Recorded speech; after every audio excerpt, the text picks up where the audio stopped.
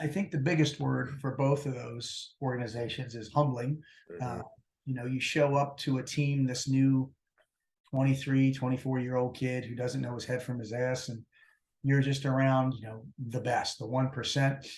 You're treated like shit. At least it used to be like this in the day. I don't know what they do now. I used to be treated like shit, but that was part of the process, right? Uh, Hmm. the indoctrination of, becoming a frog man, working long hours, doing what you were told, being sent out to go get the brass magnet and all the stupid shit that they do with you. Which, you're looking around Awesome. and people are yelling or get this or get that. And but it was great. Everything that we do, there's so many traditions that we had. Even I know everybody gets mad. I remember when I got my trident pinned on me, where they tack it into your chest. And Hmm. nowadays, everybody, you can't do that. Now, I Oh would have been gosh. furious if they didn't do it. I mean, it hurt like Yeah. that. Um, Sure. Yeah. but it was just a great experience. The brotherhood, combats, it's a whole different story and a whole different animal. Hmm.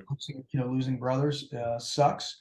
I mean, losing anybody sucks, but losing people in battle when there's nothing you can do Yeah. sucks. But we always brought everybody home. Ooh. And I did 12 years in the military, 8 years as a SEAL. Wow. Nothing crazy. I'm Hmm. no war hero. I mean, I've done my time. Hmm. I don't pretend to be. I never will. Were you deployed as a SEAL? I was, yeah. Yeah. Where did you spend time when you were deployed? Most of the time I was at was in like Rota, Spain, and we would go off to like trying to remember the one place we went by. We'd go to I mean, at the end we were in Iraq, but at the beginning there was nothing going on. Okay. Um, and we would fly. Oh my God, we were doing some crazy missions, and I'm trying to remember where. Um, shit, it's been so long. But I've done 4 platoons. 3 were pretty much nothing. The last one Hmm. was Iraq, just because that's when the war kicked off. Right. So, I'm Mosul, mainly we were in Mosul. And then when I joined the agency, I went right back to Mosul. I've done, 4 deployments with the SEAL teams, 40 combined with all the things I've done with the agency, but the Hmm. agency were only, 30 to 120-day trips. Yeah. Mainly I did about 60-day trips. So I was in the agency for 14 years and probably gone 8 of them. So Wow. yeah. Gosh. It's a long Um, time. Yeah. Were you married at that point as well, or? I was married. I met Trish when I was getting out of the SEAL teams Okay. in 2004. Met her in November. I got out in March. True story. I actually went through training with Scott Halverston, the ones that got lit up in Fallujah on the bridge. Oh I was gosh. supposed to be on Yeah. that trip, but I switched. A gentleman by the name of Dwayne Dieter used to run the Viper program, the program we used to be a part of. It's not called that anymore, so it's not a classification, a declassified, Hmm. declassified now. It's called something else.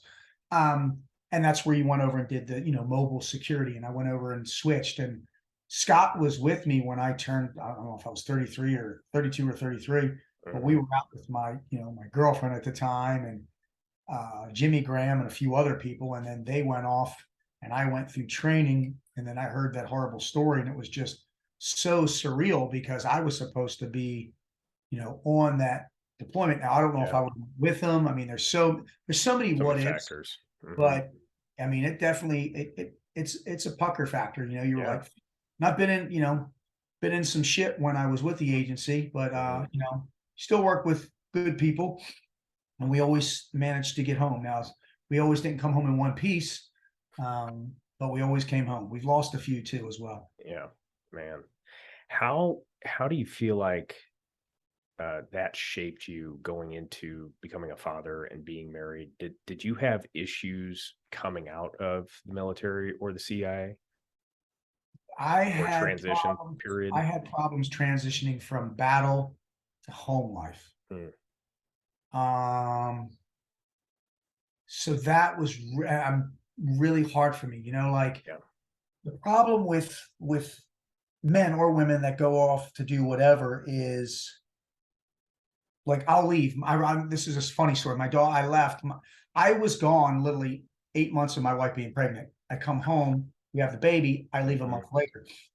When I left, I'm holding my daughter's head. She's this little thing. Yeah. When I come home from like a 3-month trip, I'm holding her head like that. My wife's going, "What are you doing?" I'm like, Oh no. So I would always pick up from where I left off, Mm, but the family was evolving yeah, and I would try. It took me a long time to just, I would come back and go, okay, where are we at with everything? You know, what's going yeah, on? And versus me trying to pick up where I left off. Another thing that I always did, and people thought I was horrible, is we would fly into DC. I was, even though I would die to see my wife, I would spend the night there. When at the beginning I didn't, I just, want to see her, you know what I mhm. mean? Yeah. But I would spend the night there. I would decompress. And this is what I always did. I always made sure I came home on a weekday. I would always, the next morning, get up, take a rental car instead of flying. I would roll down the windows because the cars weren't armored and the windows could come down.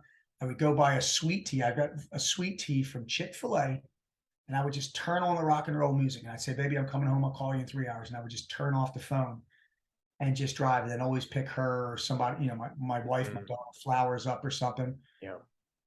I just need, and people were like, "Oh my God, I can't believe." But if I went home straight from, connection to home, I was Mhm, still in like war mode. And my mm, wife was like, we're not the enemy. So that took its toll on me, man. And yeah. then as I grew older, I was realizing that as my daughter was getting older, my son was older, I needed to be more present in their life. Now I'm gone a lot now